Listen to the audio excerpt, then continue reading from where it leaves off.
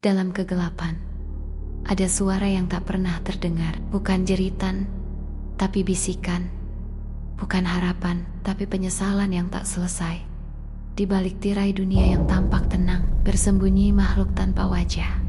Manusia yang kehilangan nuraninya, dan iblis yang pernah menjadi manusia. Ini bukan sekadar cerita. Ini adalah perjalanan di dalam luka terdalam jiwa, di mana cahaya hanyalah ilusi, dan keadilan hanyalah topeng dari kehendak terkuat. Jika kau memilih untuk mendengar, maka jangan berharap untuk kembali utuh, karena sekali masuk ke dalam, kegelapan akan mengenalmu. Di ujung peperangan yang telah menyapu desa-desa dan membakar ladang-ladang, mayat berserakan seperti daun gugur di musim dingin. Kabut belum mengangkat, dan fajar terlalu malu untuk datang. Di tengah tumpukan tubuh yang telah kehilangan nyawa, satu isyarat hidup muncul. Seorang bayi. Ia tidak menangis lantang. Suaranya pelan, seolah tahu bahwa dunia tidak menantinya dengan kasih, melainkan dengan dingin yang mematikan. Ia terjatuh dari rahim ibunya, yang telah menggantung tanpa daya di dahan kayu tua. Tubuh mungilnya berlumur darah, yang bukan miliknya. Sebuah awal yang tak pernah meminta izin untuk terjadi.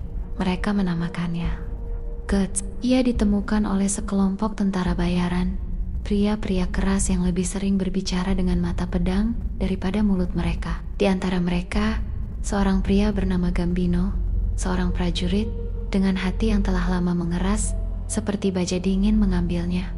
Namun, bukan karena kasih, melainkan karena rasa bersalah yang muncul sesaat. Tahun-tahun awal Guts bukan milik anak-anak. Ia belajar berdiri di tanah yang tak pernah memberinya pelukan. Belajar berjalan dengan kaki yang dipaksa mengejar pertempuran.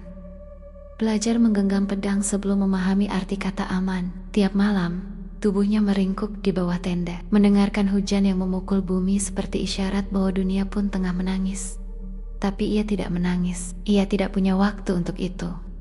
Di usia yang belum genap 10 tahun, Guts sudah berdiri di garis depan.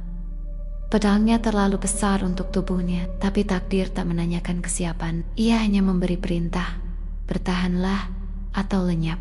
Dan Guts bertahan dengan setiap luka.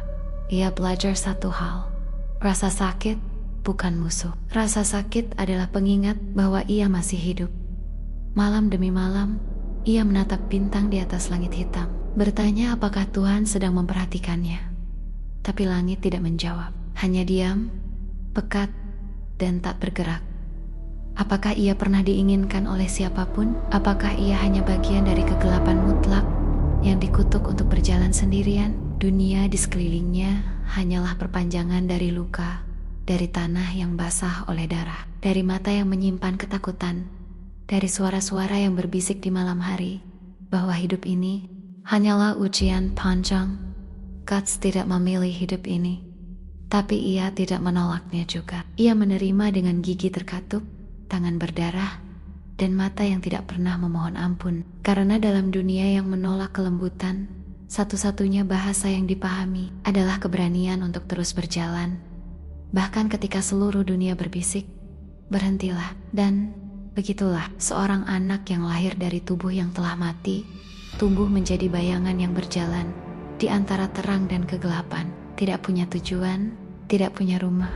Hanya satu hal yang ia tahu dengan pasti. Jika dunia adalah musuh, maka ia akan menjadi pedang yang tidak bisa dihancurkan. Ini adalah awal dari legenda. Legenda seorang pria bernama Guts. Seorang manusia yang menolak tunduk pada takdir. Takdir tidak menunggu mereka yang lemah. Ia menerkam tanpa memberi waktu untuk berlari. Guts lahir di ujung bayonet dan dibesarkan di tengah ringkikan kuda dan rombongan perang. Tapi di balik gemuruh pertempuran, luka paling dalam bukan dari pedang, melainkan dari mereka yang seharusnya menjadi tempat berlindung. Gambino satu-satunya yang bisa disebut ayah bukanlah pahlawan. Ia bukan pria lembut yang akan memeluk Guts dan berkata, "Kau aman." Tidak. Ia adalah bayangan yang menuntut kesetiaan dan menyajikan kekerasan sebagai satu-satunya bentuk pendidikan.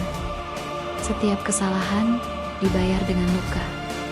Setiap keberhasilan diabaikan begitu saja. Di malam-malam yang sunyi, suara Gambino menggerutu di balik api unggun tentang masa lalu, tentang keberuntungan yang dirampas, dan tentang gods yang dianggap sebagai kutukan.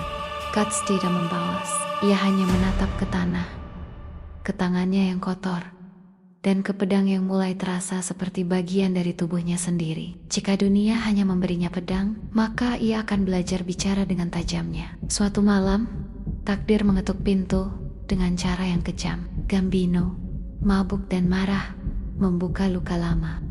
Ia menuduh Guts sebagai biang kehancuran hidupnya. Sebuah bentakan berubah menjadi dorongan.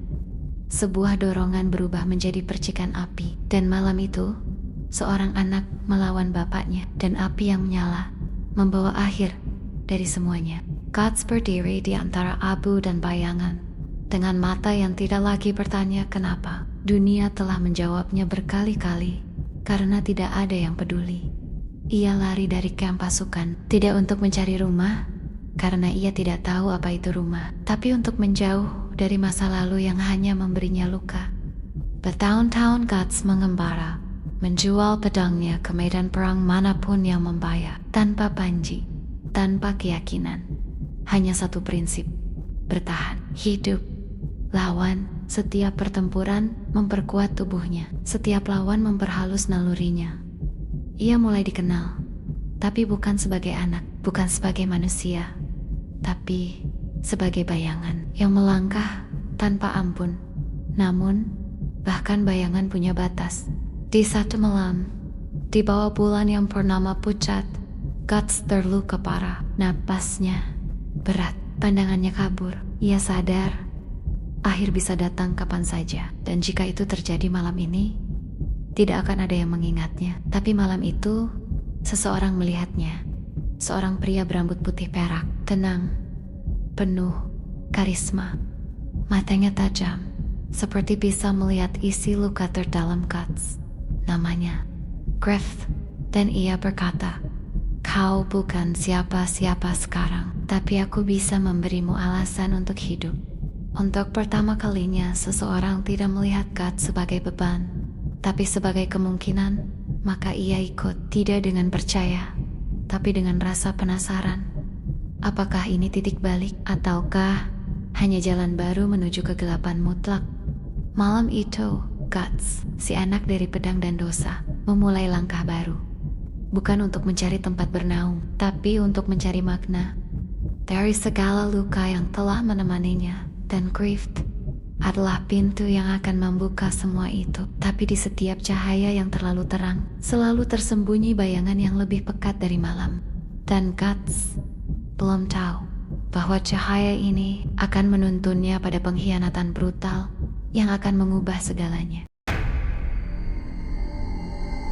Dalam setiap kehidupan, kadang muncul satu pertemuan yang mengubah segalanya. Bukan karena takdir yang mulia, tapi karena dua jiwa yang retak akhirnya bersentuhan.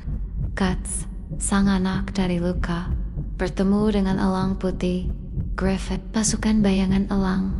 Mereka bukan kerajaan, bukan pasukan istana, tapi mereka menorehkan sejarah di tanah yang tak mengenal belas kasihan. Dipimpin oleh seorang pemuda dengan senyum halus dan tatapan yang menembus masa depan Griffith. Bukan hanya prajurit, ia adalah mimpi yang hidup di tengah perang. Dan di matanya, Guts adalah bagian dari mimpi itu. Guts yang tak pernah mengenal kelembutan, mulai melihat sesuatu yang lain. Dalam Griffith, ia melihat arah. Dalam pasukan elang, ia melihat tawa di balik luka, keberanian di balik ketakutan. Dan untuk pertama kalinya, ia tidak merasa sendirian, tapi rasa percaya. Bukan sesuatu yang tumbuh cepat. Pertarungan pertama mereka bukan melawan musuh, tapi melawan satu sama lain. Griffith menantang Guts, bukan untuk menjatuhkannya, tapi untuk menjinakkan badai di dalam dirinya. Dan ketika pedang mereka akhirnya diam, Griff tersenyum dan berkata, "Sekarang kau milikku." Kata-kata yang terdengar seperti kemenangan, tapi juga seperti kutukan. Guts menerima tempatnya di pasukan. Tapi apakah ia milik Griffith atau hanya bagian dari jalan yang sedang dibangun sang elang? Pertanyaan itu mulai tumbuh. Bersama pasukan elang, Guts menaklukkan kota demi kota. Namanya mulai dikenal, pedangnya ditakuti. Tapi dalam setiap kemenangan, ia mulai melihat sesuatu yang lebih besar dari sekadar darah dan tanah. Ia melihat ambisi. Ia melihat tatapan Griffith yang tak pernah kosong. Dan di balik mata itu, ada sesuatu yang lebih dalam dari kemenangan. Sesuatu yang belum bisa dijelaskan. Guts tidak tahu apakah ini jalan yang benar. Tapi ia terus berjalan. Ia mulai tertawa. Ia mulai merasa dihargai. Tapi dalam sunyi malam, saat semua terlelap, ia tetap menatap langit. Dan apakah ini kebebasan? Atau hanya ketergantungan lain yang lebih halus, lebih manis, tapi sama memenjarakan? Griffith berbicara tentang impian, tentang kerajaan, tentang takdir yang akan ia genggam. Guts mendengarkan, tapi ia mulai bertanya, di mana tempatku dalam mimpinya? Apakah aku bagian dari takdir itu? Atau hanya alatnya? Elang putih terbang semakin tinggi, tapi setiap sayap yang mengepak membawa bayangan panjang di bawahnya. Dan Guts yang mulai mencintai tempatnya juga mulai merasa terperangkap. Karena semakin tinggi Griffith terbang, semakin jauh ia dari semua orang, termasuk dari Guts sendiri. Di tengah cahaya kemenangan, mulai tumbuh benih pengkhianatan. Brutal, tapi saat itu belum terlihat jelas. Yang mereka tahu hanya ini: dunia akhirnya terasa memiliki bentuk. Tapi bentuk itu dibangun dari banyak jiwa. Dan Guts mulai menyadari ia harus memilih jalannya sendiri. Impian adalah cahaya, tapi juga ilusi. Bagi Griffith, impian adalah bintang utara panduan, obsesi, dan harga yang siap ia bayar. Bagi Guts, impian orang lain adalah rantai yang mengikat langkahnya tanpa ia sadari. Dan di titik ini, rantai itu mulai terasa menyakitkan. Pasukan elang semakin berjaya. Kota demi kota jatuh di bawah langkah mereka. Di medan perang Guts di dalam tanda strategi, Griffith memimpin bak dewa. Tapi dalam diam, Guts mulai melihat bayangan di balik cahaya itu. Setiap keputusan, setiap taktik, setiap kematian, semua demi mimpi yang bukan miliknya. Guts mulai bertanya, siapa aku bila semua yang kulakukan hanya untuk mengangkat orang lain? Apakah aku hanya pedang dalam genggaman tangan yang lebih besar? Ia menatap pedangnya, ia menatap tangannya sendiri, dan mulai meragukan arah langkahnya. Dalam tidurnya Guts mulai bermimpi, tapi bukan mimpi indah. Ia melihat dirinya sendirian di medan perang, dikelilingi bayangan. Satu suara berkata, ini bukan jalanmu, tapi kau tetap berjalan. Saat ia bangun, keringat dingin membasahi tubuhnya, tapi hari tetap berjalan. Perang tetap berlangsung. Suatu malam, ia duduk bersama Griffith. Mereka bicara, dan dari mulut Griffith keluar kalimat yang menusuk lebih tajam dari pedang. Seorang teman sejati adalah seseorang yang punya impian sendiri dan berjalan di sampingku. Kalimat itu sederhana, tapi seperti pedang yang tak terlihat. Ia membelah hati Guts menjadi dua. Untuk pertama kalinya, Guts sadar ia tidak bisa terus menjadi bayangan.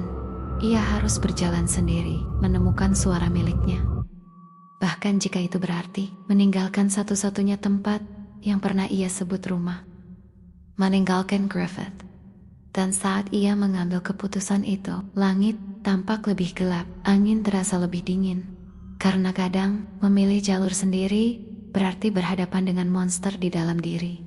Dan juga monster dalam diri orang yang kau tinggalkan. Guts memutuskan pergi, diam-diam tanpa perayaan, tanpa salam.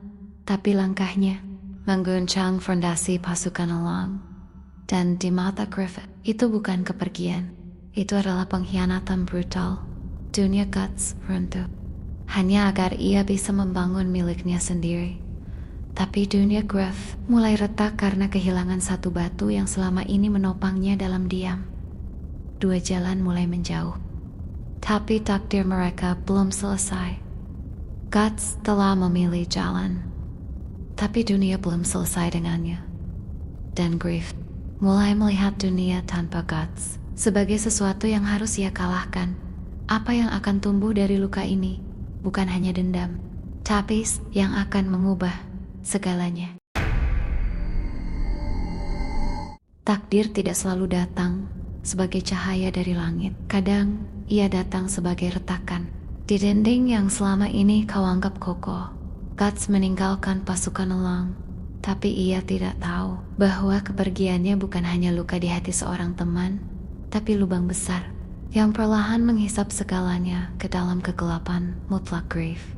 Tidak bicara saat Guts pergi, tidak menahan, tidak memohon, tapi dalam diamnya ada badai. Dunia yang ia bangun dengan darah dan strategi retak dalam satu malam.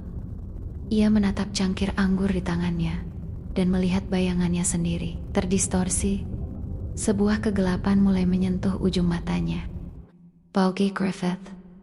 Guts bukan scatter prajurit. Ia adalah pengakuan diam bahwa ia manusia, dan ketika bagian itu menghilang, Griffith melakukan sesuatu yang bahkan ia sendiri tidak mengerti. Ia menyelinap ke kastil kerajaan, ke kamar sang putri, dan malam itu adalah malam berdarah bukan oleh pedang, tapi oleh kesalahan. Ia ditangkap, diseret, dihukum, tubuhnya dicabik oleh waktu, jiwa dikurung oleh kegelapan. Pasukan elang kehilangan arah. Dunia mereka runtuh, bukan oleh musuh, tapi oleh kehilangan Guts. Di luar sana, mulai merasakan kehampaan. Ia melawan monster. Ia bertahan hidup, tapi ada bagian dalam dirinya yang terus menoleh ke belakang ketika ia tahu Griffith telah jatuh. Ia kembali, tidak karena cinta, tidak karena masa lalu, tapi karena ada sesuatu yang belum selesai. Ia turun ke kegelapan mutlak, tempat Griffith dikurung bukan hanya secara fisik, tapi secara jiwa, dan yang ia temukan bukan lagi Griffith, tapi bayangan yang telah hancur, tubuh yang remuk, mata yang kehilangan cahaya. Dunia telah merenggut segalanya darinya. Guts tidak menangis, tapi di dalam dirinya ada dentuman, karena sekarang ia tahu retakan yang dulu ia tinggalkan kini menjadi jurang, dan dari dalam jurang itu sesuatu yang kelam sedang bangkit. Pasukan elang yang tersisa memutuskan menyelamatkan Griff. Mereka menyatu kembali, tapi mereka semua tahu dunia tidak akan sama lagi, karena yang mereka selamatkan bukan lagi sang pemimpin, tapi sisa-sisa seorang mimpi yang kini berbalik menatap mereka dengan mata kosong. Dalam diam, dalam luka, sesuatu sedang tumbuh, dan di bawah sinar bulan yang muram, takdir menunggu untuk menciptakan malam yang tidak akan pernah terlupakan. Ada malam-malam di mana langit menolak cahaya, di mana waktu berhenti, dan segala yang hidup menahan napas. Adalah malam yang diramalkan dalam bisikan arwah dan ukiran batu tua. Malam yang disebut Eclipse. Guts dan pasukan elang membawa Griffith yang telah hancur mencari harapan terakhir. Mereka percaya mungkin masih ada jalan pulang, tapi jalan yang mereka pilih membimbing mereka ke tanah yang tidak pernah ada di peta manusia.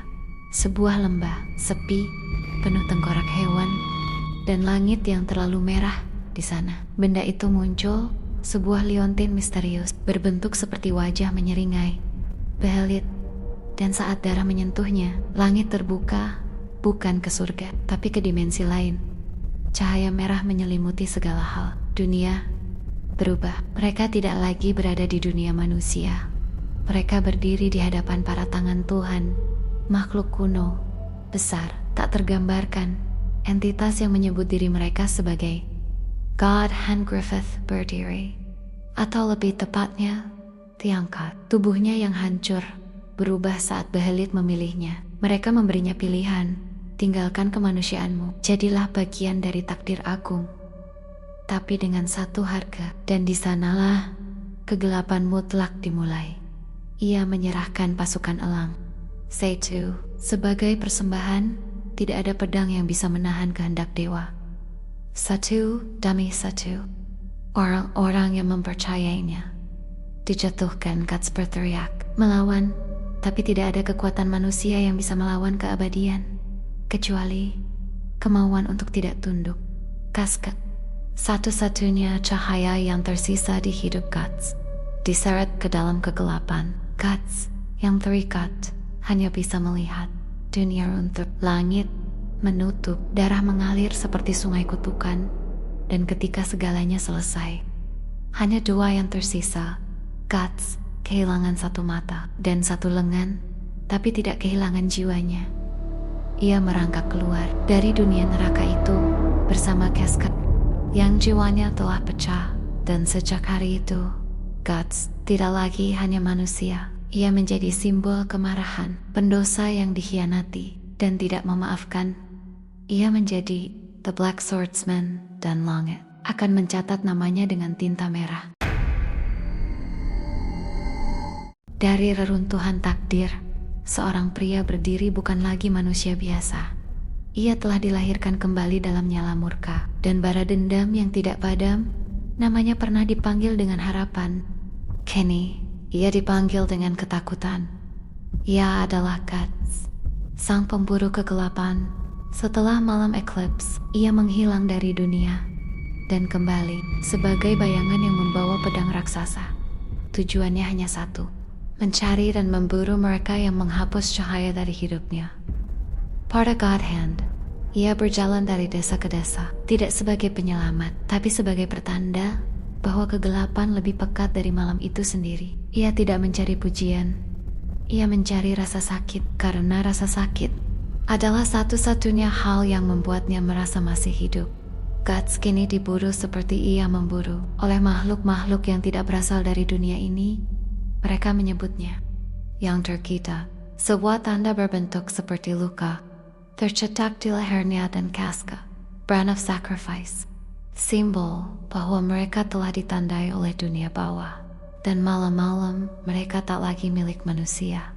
Tapi Guts tidak lari, ia melawan. Dengan setiap serangan, ia mengukir perlawanan terhadap takdir. Tubuhnya luka, jiwanya lebih dalam dari itu, tapi pedangnya tetap terangkat. Di sebuah desa yang dihantui oleh roh jahat, Guts bertemu dengan seorang anak muda, Puck, peri kecil yang anehnya tidak takut padanya. Puck melihat sesuatu dalam Guts yang tidak bisa dilihat orang lain.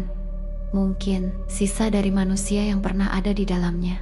Casca, yang dulu adalah prajurit sejati, kini tak lagi mengenali dunia. Jiwanya terkunci dalam ketakutan abadi setelah malam berdarah itu.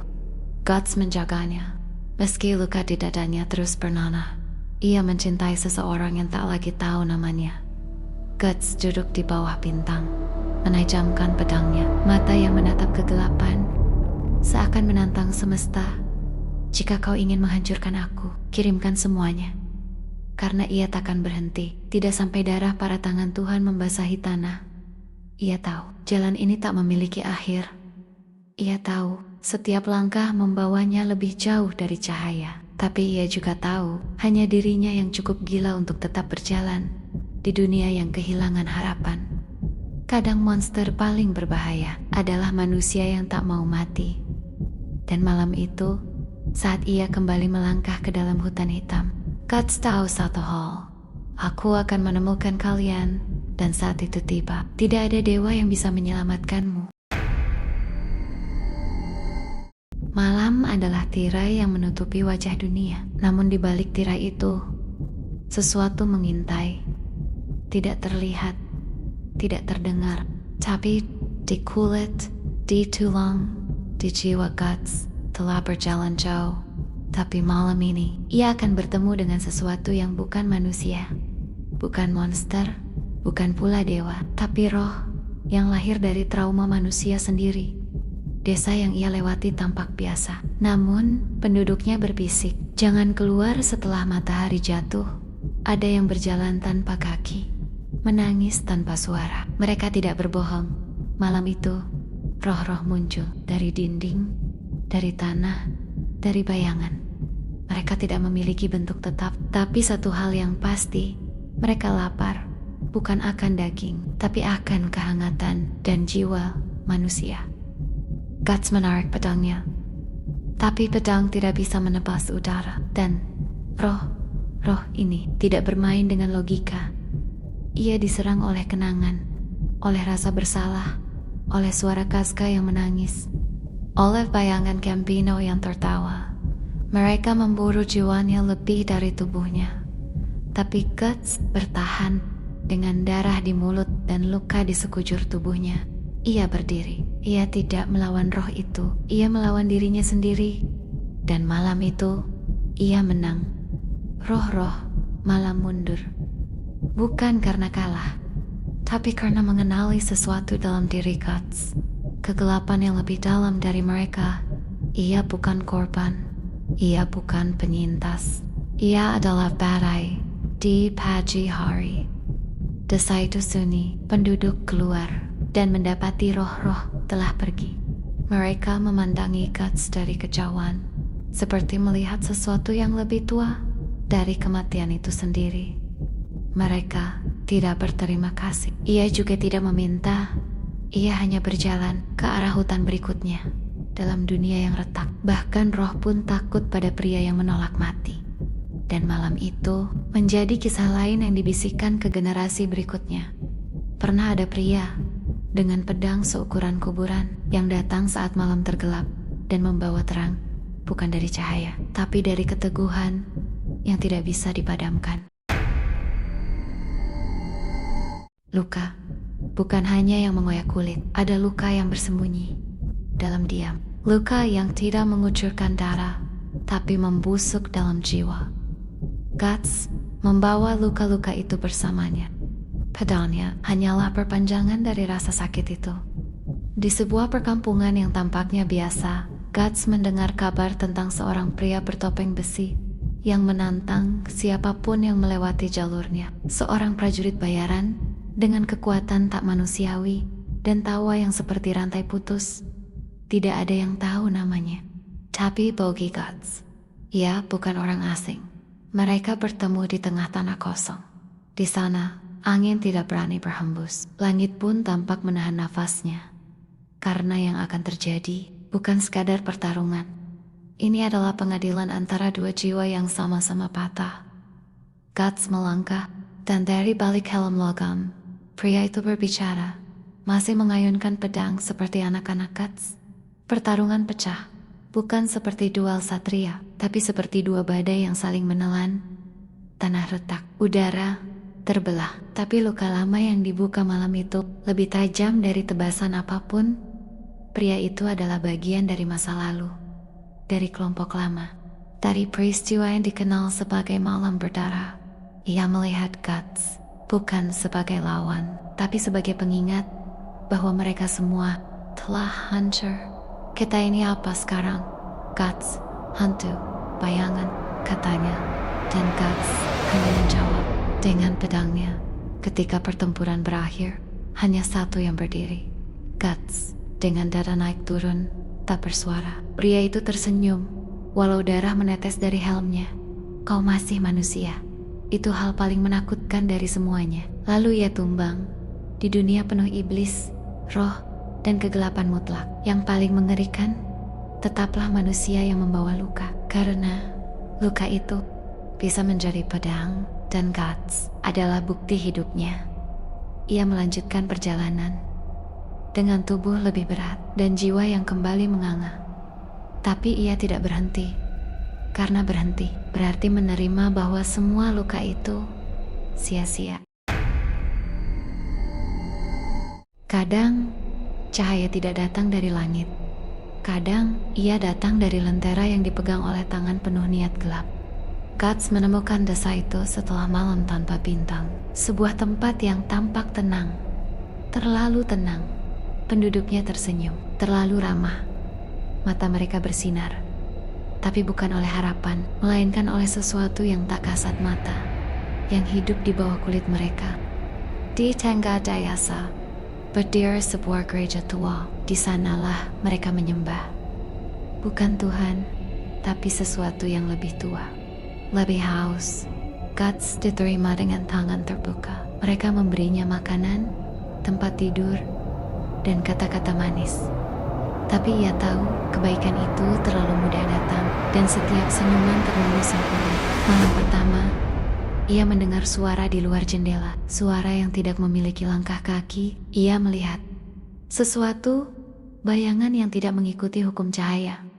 Mata merah di kegelapan dan tawa kecil dari mulut yang seharusnya tidak bisa tertawa. Ia menyadari desa ini bukan tempat untuk beristirahat. Ini adalah perangkap. Mereka menyebutnya cahaya pembebasan, tapi cahaya itu hanya ilusi yang membutakan sebelum menelan jiwamu.